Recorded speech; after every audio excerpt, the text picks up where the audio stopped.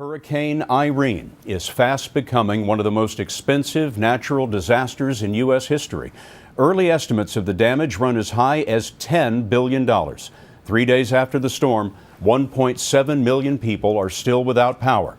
Today, swollen rivers in New Jersey finally began to fall. In Vermont, emergency crews reached those towns that were cut off by the floodwaters. Wyatt Andrews is in Brattleboro. Scott, in those 13 towns that were once cut off, the state was able to build one emergency road each, but the roads are emergency only. That still leaves most citizens looking for alternate ways in and out. Okay, bye. This is how Lindsay Cohn headed back to college today. She hiked out on a dirt path.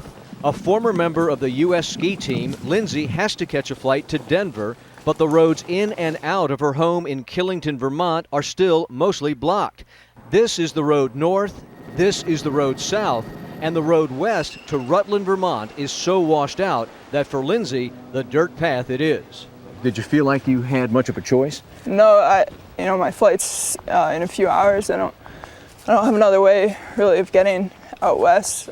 Among the other pilgrims on this path was Dan Peer, a carpenter bringing tools into Killington to start repairs on a ski lodge. Is there an urgency to all this repair? Oh, definitely, especially for our economy, because Killington's a big part of our economy every year. Killington and its famed ski resort are a big part of the state's $1.4 billion tourism industry. Outside of Killington and the other cut-off towns, road crews have feverishly patched just enough of the roads for emergency supplies to get through, and they are determined to open these roads outright before the season.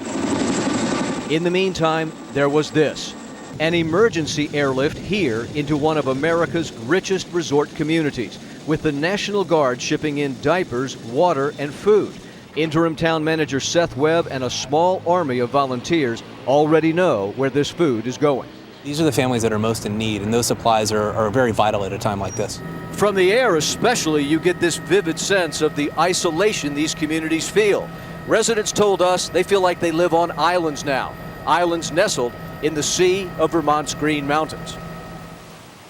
This, meanwhile, is the Black River in southern Vermont, and it is venting the floodwaters from a massive reservoir just to our north.